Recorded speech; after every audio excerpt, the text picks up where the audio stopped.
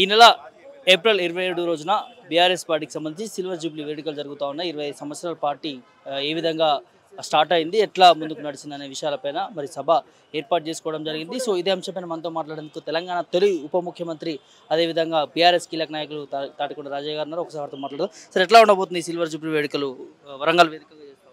So బ్రహ్మాండంగా ఉండబోతుంది. ఎందుకంటే కేసీఆర్ గారు ప్రారంభించిన లేదా అనుకున్నది ఏది కూడా ఇప్పటివరకు ఫెయిల్ కాలేదు.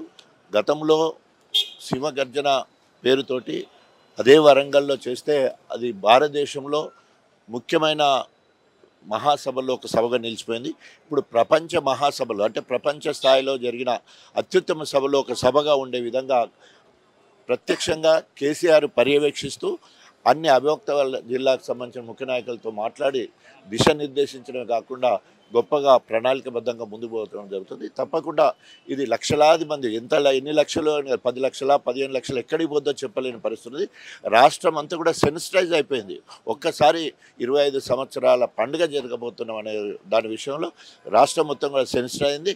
దానికి తోడుగా ఈ రాష్ట్ర కాంగ్రెస్ ప్రభుత్వం చేసింది శూన్యం అవడంతో అటు కాంగ్రెస్ వాళ్ళు సైతము మేము వస్తాం, మమ్మల్ని కూడా తీసుకుపోండి, కేసీఆర్ గారు ఎలాంటి దిశ నిర్దేశించబోతున్నాం మేము కూడా వింటాం. ఎందుకంటే ఆ సంక్షేమ పథకాలు ఏదైతే ఆశ పెట్టిండో రేవంత్ రెడ్డి పెట్టిన పథకాలు మాకు కూడా చేరలేదు. కాబట్టి మేము డైరెక్ట్గా తిట్టలేకపోతున్నాం. కేసీఆర్ ఏ రకంగా తిడతాడు లేదా రేపు రాబోయే రోజుల్లో ఎలాంటి ప్రణాళికబద్ధంగా ఈ ప్రజా వ్యతిరేక విధానం ఇస్తున్న కాంగ్రెస్ పోరాటానికి పిలుపునిస్తాడో చూడాలని ఉంది.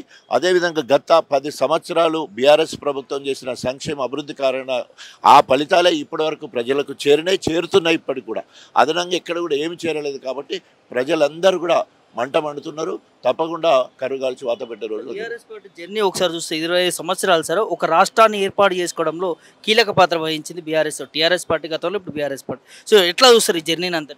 సో తప్పకుండా ఒక్కడిగా మొదలుపెట్టి 60 లక్షల సభ్యత్వంతో పాటు ఉద్యమ పార్టీగా ఉన్న టీఆర్ఎస్ పార్టీనే అధికారంలోకి రావడం, మరింత బాధ్యతాయుతంగా భారతదేశంలో నెంబర్ 1 రాష్ట్రంగా ఇరిగేషన్లో దాదాపు 3 కోట్ల మెట్రిక్ టన్నులు పండించి హర్యానాకు పంజాబ్కు ధీటుగా మించి పంట పండించే కార్యక్రమం.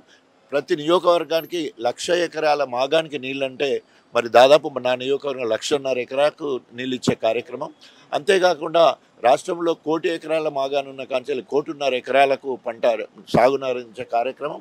అదేవిధంగా అన్ని చెర్లను మరమ్మతులు చేసుకొని అదేవిధంగా అన్ని ఇండ్లకు శుద్ధి చేసిన నీళ్ళిచ్చే కార్యక్రమం.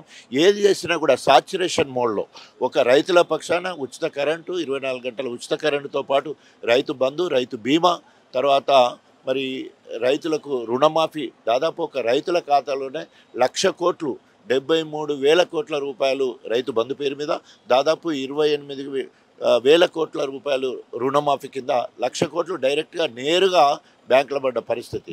అదేవిధంగా ఐక్యరాజ్య సమితి మెచ్చుకున్న పరిస్థితి. ఇట్లా చెప్పుకుంటూ పోతే అన్ని రంగాలలో తెలంగాణ భారతదేశంలో ఉన్న 28 రాష్ట్రాలు నెంబర్ 1గా ఉన్న పరిస్థితి తీసుకపోతే ఈరోజు మరి ఎక్కడో 11, 12, 13 స్థానాలకు వెళ్ళిపోయే పరిస్థితి వచ్చేది ఈ 15 నెలల్లోనే. మరి కావాల్సినంత అప్పు తీసుకొచ్చి 1,60,000 కోట్ల అప్పు తీసుకొచ్చి ఆయన సీఎం కాపాడుకోవడం కోసం రాహుల్ గాంధీ కప్పం కడుతున్నాడే తప్ప ప్రజల రుణం తీర్చుకోవాలి, నన్ను గెలిపించడానికి ఏమాత్రం ఆలోచన లేదు, ఒక పథకం లేదు. ఇప్పటికీ ఆ బీఆర్ఎస్ ప్రవేశపెట్టిన సంక్షేమ పథకాలు సజావుగా అందడమే లేదు, ఇంకా అదనంగా ఇచ్చుడు దేవుడు ఎరుగు. సో కాబట్టి తప్పకుండా ప్రజలు ఆవురావరంటున్నారు. రేపు సభను సక్సెస్ చేస్తారు.